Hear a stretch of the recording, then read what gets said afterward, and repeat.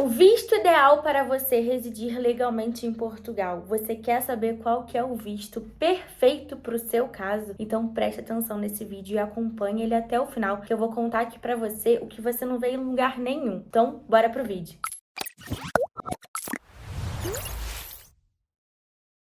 Bom, meu nome é Gabriela Sal, sou advogada em Portugal já há mais de 4 anos, sou uma das cofundadoras da marca ABBSA, que é uma marca de advogados. E hoje eu quero trazer para vocês um tema que todos os clientes sempre perguntam muito: qual o visto adequado para você que quer residir em Portugal? Gente, vamos partir do princípio de que se você quer morar em Portugal e você não tem nacionalidade europeia, você tem que aplicar para o visto adequado para você. Agora, como que você vai saber qual é o visto certo para o seu caso? Primeiro, você tem que entender qual o seu objetivo em Portugal. Você já é aposentado no Brasil e você quer viver desses rendimentos de aposentadoria em Portugal? Você quer vir para Portugal estudar para melhorar o seu currículo?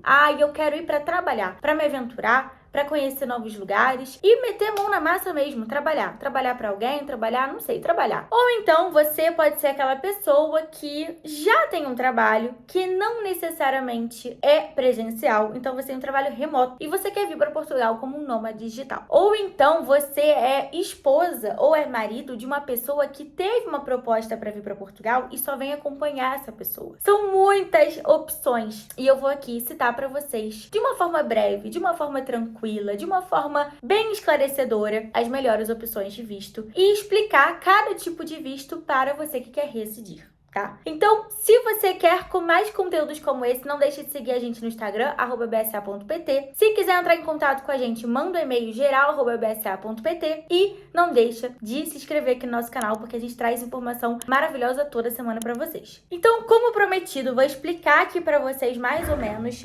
bati com o pé aqui. Quais são as melhores opções dos vistos? A primeira opção de um visto, gente, é um visto para você que quer vir trabalhar em Portugal. Nós temos o visto D1, que é o visto de trabalho. O que se presume do visto D1? Você já tem que ter um contrato de trabalho ou uma promessa de contrato de trabalho com uma entidade portuguesa, tá? Então, se você não tem isso, nem adianta você tentar. Como é que eu posso procurar trabalho? Gente, LinkedIn, procurar empresas na sua área em Portugal que estejam contratando. A área de TI é o que mais tem contratado. Construção civil, tem muitas áreas. Então, você pode já procurar qual seria o melhor visto para você, né?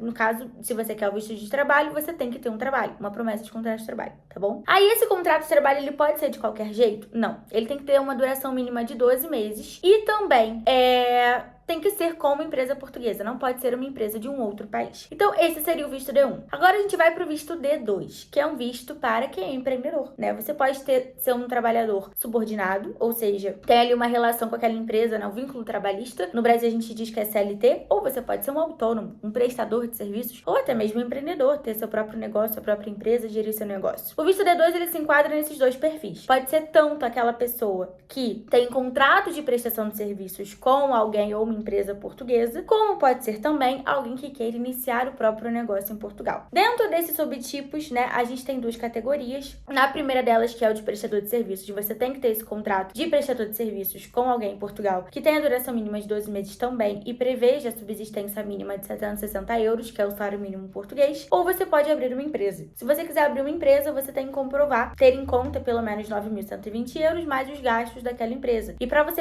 aplicar para esse visto, necessariamente você tem que ter a empresa já constituída, a empresa já aberta e funcionando em Portugal, tá? O que você precisa se atentar em relação à abertura dessa empresa? Você tem que saber uma sede em Portugal, você tem que ter um contabilista para indicar, você tem que saber o nome dessa empresa, a atividade dela, o que ela vai fazer e verificar também seu valor de capital social, ok? Nós também temos o visto D3. O visto D3 já é para quem tem contrato de prestação de serviços ou um contrato, né, promessa de contrato de trabalho com uma entidade portuguesa também, mas aqui é para áreas específicas. Então, se você vem para Portugal com um cargo de gerente ou com um cargo de, sei lá, diretor, um profissional de TI, tem que ser uma atividade altamente qualificada. Esse altamente qualificado você pode comprovar de várias formas. Então teria que ver aqui se no seu caso iria se reenquadrar realmente ao altamente qualificado. Temos também o visto de estudo, que é o visto D4. Ele é um visto, digamos ali, que se você tem dificuldade de conseguir um trabalho ou se você tem uma dificuldade de comprovar os requisitos financeiros, você pode aplicar para esse visto D4, que é de estudo. E aí você pode, de repente, se aventurar numa universidade,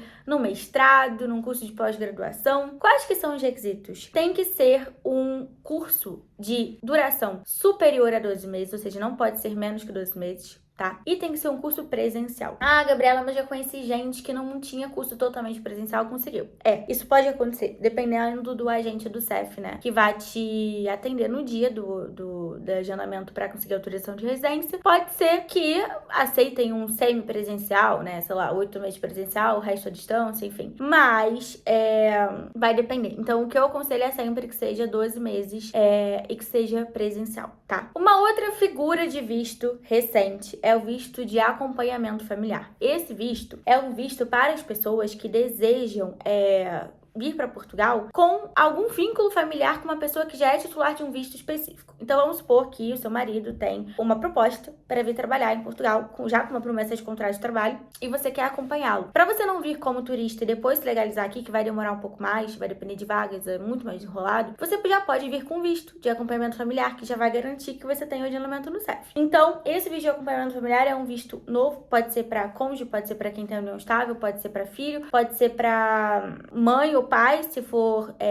dependente seu, tem para várias categorias. Um outro visto também recente, né, que foram novidades legislativas da última alteração da lei, é o visto para procura de trabalho. O visto de procura de trabalho não é considerado um visto de residência, porque ele é um visto que não te concede automaticamente o título de residência. Mas se você preencher o requisito, que é chegar aqui no prazo de duração do visto, que são 4 meses, chegar em Portugal e conseguir o seu contrato de trabalho, aí você tem o direito a ter um título de residência, tá? Então esse é um visto que ele está atrelado a você conseguir um contrato de trabalho. Se você não consegue contrato de trabalho, você pode ainda aumentar o prazo, né, prorrogar esse visto por mais um tempo, mas se prorrogou e não conseguiu, você tem que voltar pro seu país de origem, tá? Pro seu país que você residia antes. Então, é um risco. E esse tipo de visto não permite o visto de acompanhamento familiar, tá? Então, cuidado, porque pode ser que você peça o visto e chegue em Portugal e tenha algum problema e não consiga esse contrato. E aí, cai tudo por água abaixo. Mais um outro visto recente, novo, é o visto de nômade digital. O visto de nômade digital, qual que é a diferença? Tem agora o caso de um cliente que ele está no Brasil, ele trabalha para uma empresa de TI e ele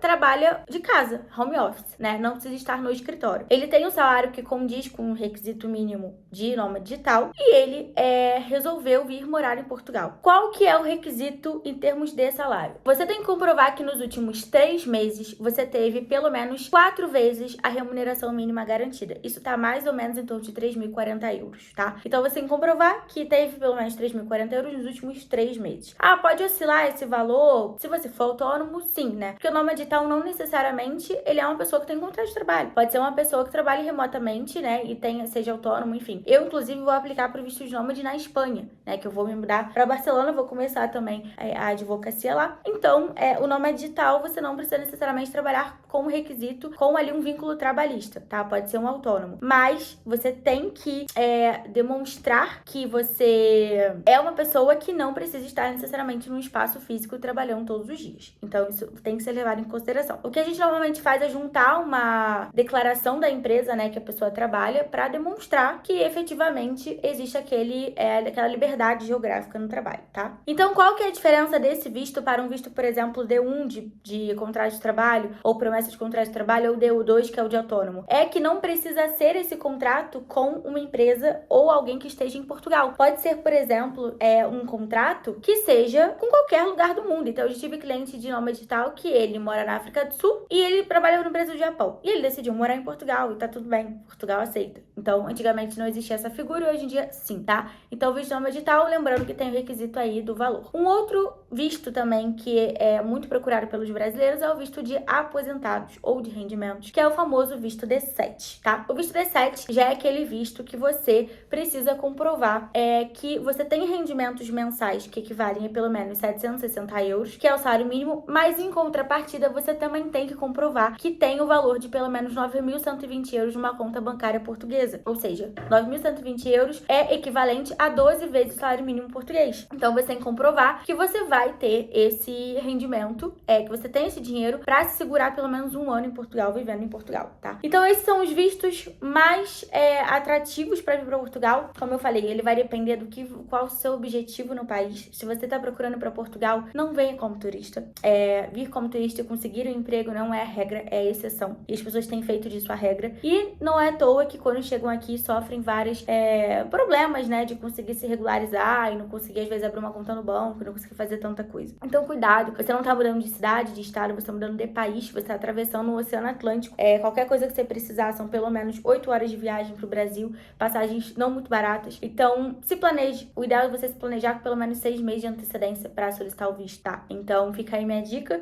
Veja qual visto é o melhor para você. Se você ficar com alguma dúvida, você pode entrar em contato com a gente, geral@usa.pt, e também colocar aqui nos comentários, caso vocês tenham algumas dúvidas, pra gente também tentar responder, tá bom? É isso, um beijo enorme, até a próxima. Fui!